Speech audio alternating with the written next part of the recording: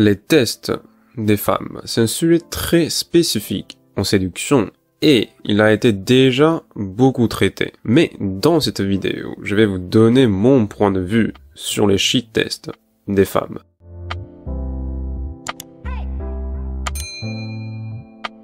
La première chose, qu'est-ce qu'on appelle un test? Qu'est-ce qu'un shit test? Un test des filles, c'est quand une fille te contredit. Tu lui fais une proposition, elle va te dire pourquoi. Ou elle fait semblant de ne pas comprendre. Ou elle refuse carrément tes propositions.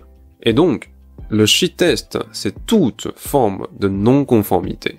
On parle de conformité quand une fille te suit, accepte tes propositions, et de non-conformité quand elle ne te suit pas.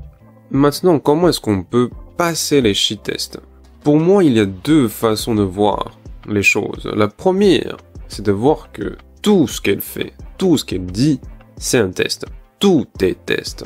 Et la deuxième, c'est de considérer que les tests n'existent pas. J'ai bien dit que les tests n'existent pas. Et la majorité des gens sont dans le premier paradigme, c'est-à-dire que pour eux, tout ce qu'une fille dit ou fait, c'est du test. Et il y a deux raisons pourquoi cette vision est très populaire. C'est parce que, premièrement, elle vous distancie des rejets. Au lieu de dire qu'elle m'a rejeté, je peux me dire qu'elle m'a rejeté parce que je n'ai pas dit la bonne chose. C'est une distanciation de la douleur de rejet. Et la deuxième raison, c'est parce qu'elle vous donne de l'espoir. Si je n'ai pas réussi cette fois-ci, c'est parce que je n'ai pas dit ou fait la bonne chose. Mais j'ai une marge de progrès. La prochaine fois, si je dis la bonne chose, la fille va être séduite. Et ce sont les deux raisons pourquoi il y a une tendance de penser que tout ce qu'elle dit, tout ce qu'elle fait, c'est du test. Et on peut perfectionner son game pour progresser, pour mieux passer les tests. Pour moi, cette vision est loin d'être optimale. Premièrement, ça crée beaucoup d'anxiété. Est-ce que j'ai dit la bonne chose?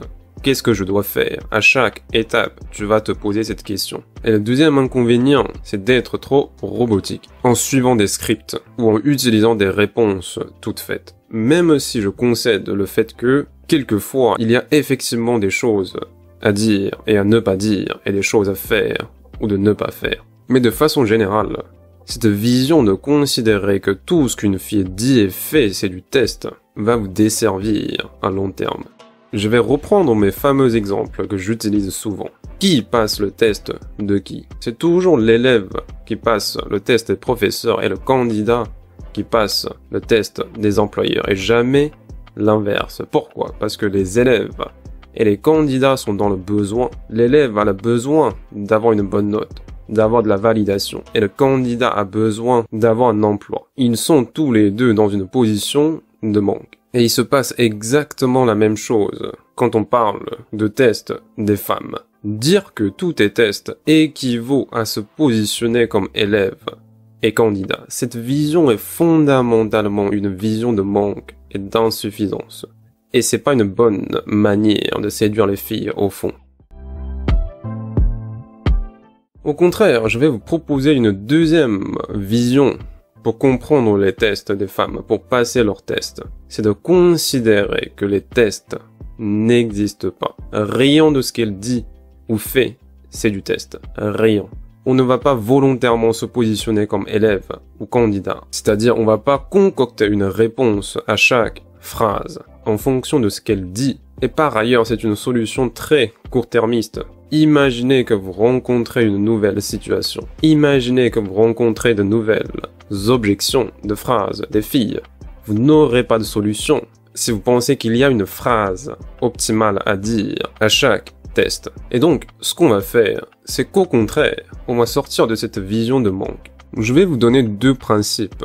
Au lieu d'une infinité de solutions à chaque situation, je vais vous donner deux principes seulement pour passer n'importe quel test des femmes. Le premier principe, c'est l'attraction. À partir du moment où l'attraction est au rendez-vous, les filles ne vont plus vous tester. Parce que le but même du test, c'est de voir si tu proposes suffisamment de valeur, de voir si ta valeur est réelle ou fausse. Et donc, si tu te focalises sur la génération de l'attraction, tu vas créer de la valeur pour la fille, parce que l'attraction équivaut à la valeur. C'est la valeur qui génère de l'attraction. Et les tests vont automatiquement disparaître. Et le deuxième principe, c'est la masculinité. Les tests des filles sont aussi appelés les tests de masculinité. Et ça a une raison. C'est parce que ces tests ont aussi le but de tester si tu es capable de mener, si tu es capable de décider, si tu es capable de la protéger au moment important. Et donc, si tu montres suffisamment de masculinité, c'est-à-dire si tu es capable de mener, de décider, alors il n'y aura pas de test non plus. Et donc, de façon universelle, pour passer les tests des femmes, au lieu d'avoir un répertoire de réponses toutes faites, ce que tu dois faire, c'est de te focaliser sur, premièrement, la génération de l'attraction et deuxièmement, la masculinité. De démontrer cette part de masculinité qui est enfouie chez toi.